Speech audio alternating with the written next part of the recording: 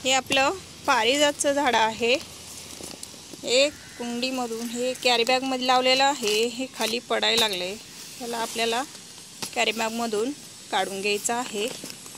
लावणार आहे दुसऱ्या कॅरी बॅगमध्ये लावणार आहे।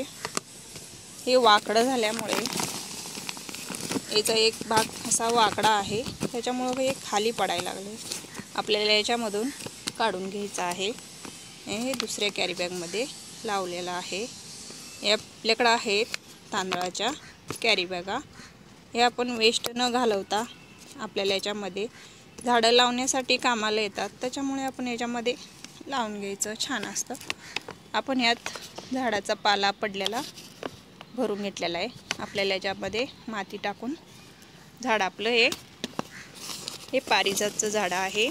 छान असे मस्त सुंदर असे फुलं येत आहेत ह्याला, सुंदर। त्याच्यामुळे आपल्याला याला दुसऱ्या कॅरी बॅगमध्ये लावून घ्यायचं आहे। तर आपण याला लावून घेऊया। तर आपण ह्याला कॅरी बॅगमधून काढून घेतलेलं आहे। सुंदर असं छान आपलं झाड आहे, मस्त आलेलं आहे, सुंदर झाड आहे। तर आपण याला काढून घेतलेलं आहे, कॅरी बॅगमधून काढून घेऊन ह्या कॅरी बॅगमध्ये होतं। आपण याला काढून घेतलेलं आहे खाली करून घेऊन। तर ह्या दुसऱ्या कॅरी बॅगमध्ये लावायचं आहे। तर आपण ह्याला भरून घेतलेले आहे, झाडाचा पाला निघलेला आपण हे साठवून ठेवलेलं गोळा करून ते आपण याच्यामध्ये भरून घेतलेला आहे। तर याच्यामध्ये आपल्याला हे पारिजातचं झाड लावून घ्यायचं आहे। हे झाडाची माती आहे आपल्या, हे पण मुळ्या निघलेल्या आपल्याला याच्यामध्येच घालायच्या, म्हणजे त्याचा पण खत तयार होतो। वेस्ट अशा टाकून नाही द्यायचं, त्याच्यामुळं खत तयार होतं आणि आपले झाडं सुंदर येतात। ह्याच्यामध्ये पण आपण हे किचन कंपोस्ट भरलेलं होतं। आता आपण हे काढून घेतलेलं आहे, कुजलेलं आहे मस्त छान असं कुजून खत तयार होतो आणि झाडं आपले हिरवेगार सुंदर असे छान असे फुलं येतात, कळे येतात, सुंदर झाड असं। हे आपण असं किचन कंपोस्ट टाकल्यावर तर आपण याला माती भरून कॅरी बॅगमध्ये लावून घेतलेला आहे।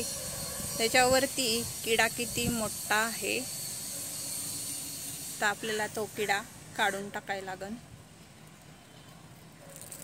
वरती आलेला आहे, याच्यामध्ये पण किडा आहे, हे पण काढायचं आहे आपल्याला। असे मोठे मोठे असे किडे याच्यावरती आलेले आहेत। हे पारिजातचं झाड आहे आपलं, छान असं आपण त्याला कॅरी बॅगमध्ये लावून घेतलेला आहे। आता तर या किड्याला काढून टाकावं लागेल।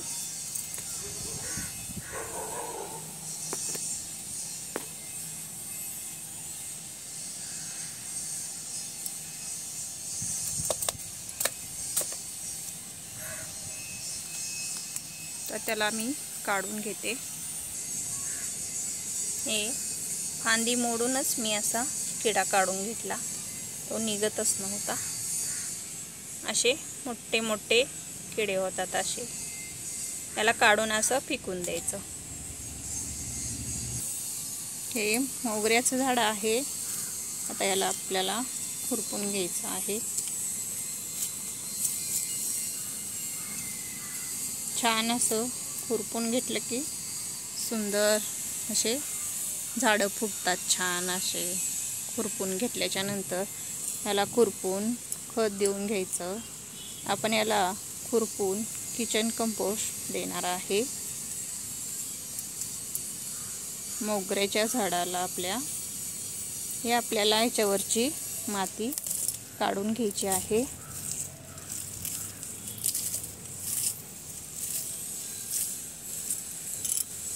तर आपण ही सगळी माती खुरपून काढून घेतलेली आहे। हे लाकडाच्या मदतीने आपण खुरपून घेतलेलं आहे आपलं झाड।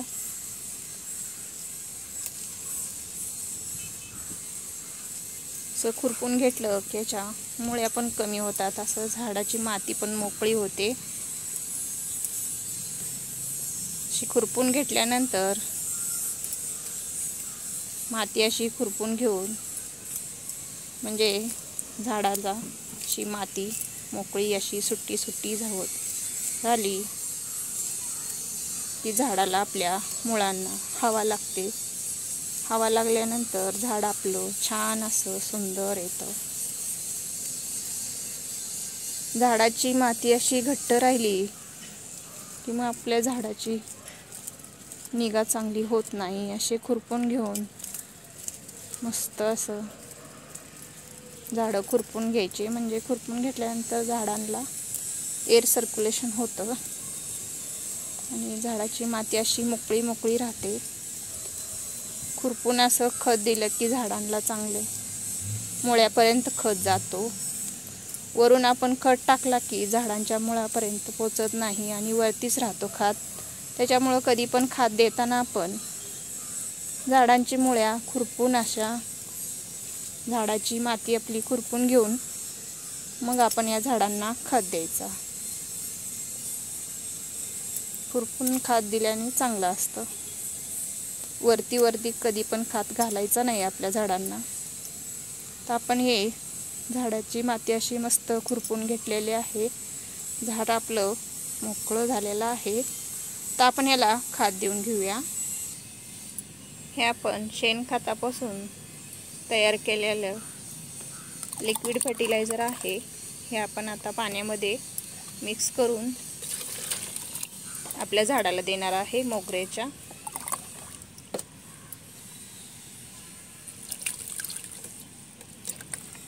तर हे आपण देऊन घेतलेलं आहे आपल्या झाडाला।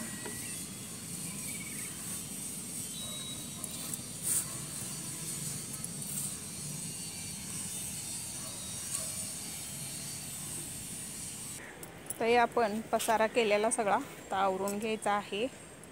सगळे आपण पांगून ठेवलेले माती, आता पावसाचं वातावरण झालेलं आहे त्याच्यामुळं आपल्याला हे सगळं पसारा आवरायचा आहे।